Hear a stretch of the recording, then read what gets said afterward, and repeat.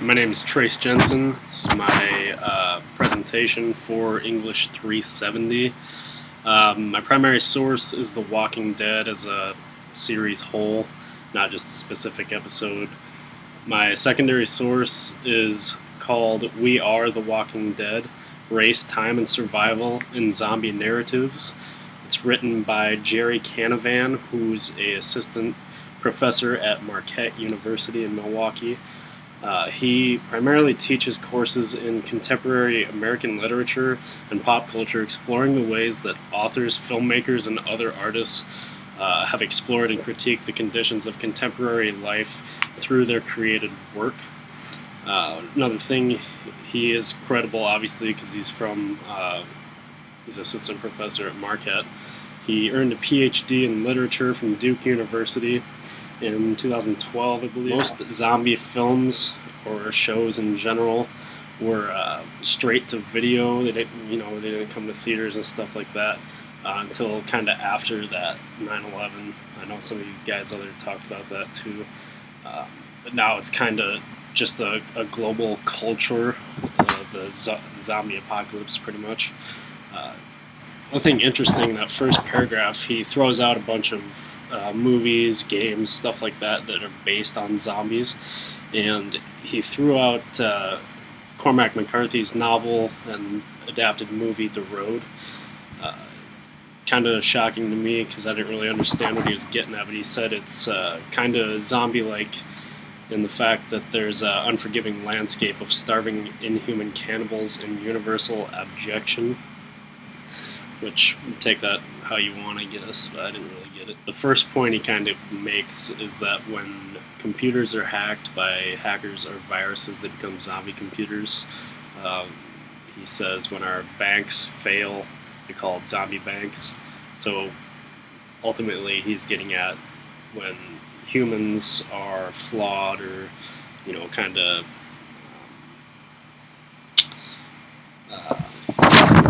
hacked, I guess you could say, by the zombie infection, becomes a majority of his article actually is based off of government flaws and racism. He talks about racism a lot, specifically with The Walking Dead, so I'll touch on that. There needs to be a construction of racial binary in which a white citizen subject is opposed against non-white life, bear life, or zombie life. That anti-life, which is always hopeless, it must be quarantined, if not actively killed, like in Walking Dead. You see a zombie, you need to put it down, kind of thing.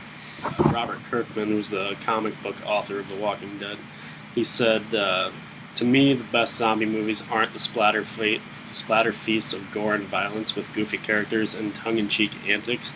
Good zombie movies show us how messed up we are. They make us question our station in society and our society's station in the world. So you can see where Kirkman wasn't really going for, a violence centered kind of show or comic. He wanted more of a storyline and the drama series that The Walking Dead ended up being.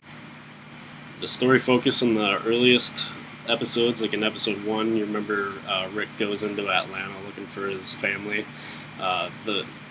He's getting into government flaws now.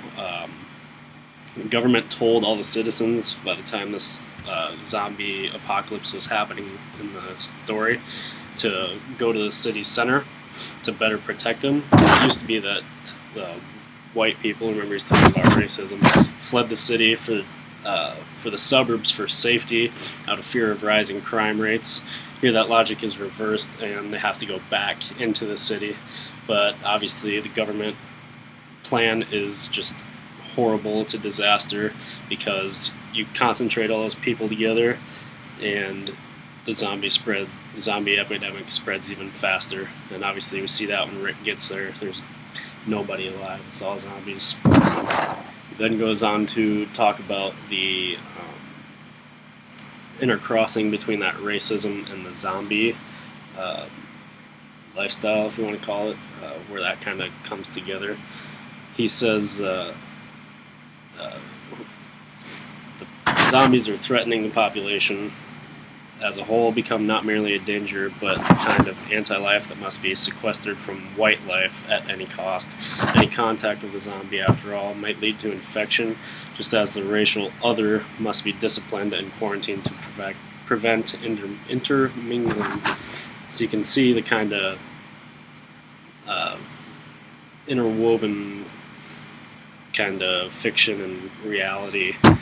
As Rick Grimes exclaims in horror near the end of one of the comics, he says, it's we, not they, who are the walking dead. In the end, no matter what we do or how we live, we too must die and come back just like them.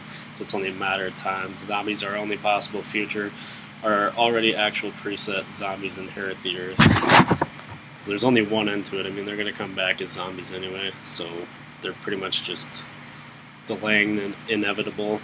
I think later on one of the characters actually just sort of commits suicide to the zombies because she basically realizes that. Zombie narratives are ultimately about the motivation for and unleashing of total violence, which separates us from them. And zombie narrative is always the one type of violence is used. They attack us like animals, savages, cannibals, with their arms and their mouths. We attack back with horses, tanks, and guns. In The Walking Dead, as any zombie narrative, the tools, technologies of Empire are continually borrowed for the purpose of priming precisely this sort of violent colonialist fantasies, swords and guns, tanks and trucks, repeated references to the brutal physical and sexual violence of slavery and to the cowboy or frontier imaginary, especially through the riding of horses and Rick's son Carl, he's always wearing a cowboy hat and cowboy boots and such.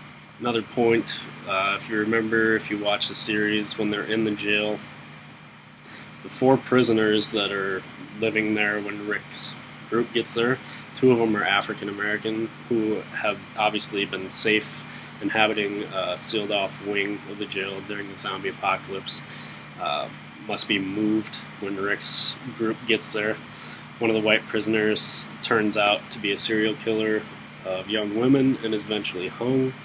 And as soon as the 2 black prisoners acquire guns, a shootout ensues in which one is killed and the other is run off, which in the context of these other examples suggests the age-old trope that women cannot be safe around unknown men, particularly black men.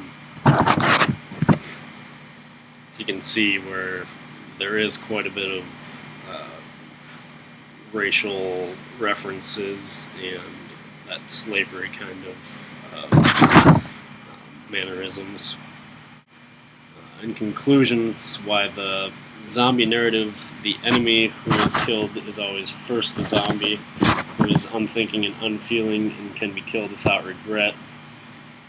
Anyone outside the white patriarchal community, anyone who is not already one of us, is a potential threat to the future, who must be interrogated intensely if not kept out altogether. Even those inside the community have to be surveilled at all times for signs of treachery, weakness, or growing infection.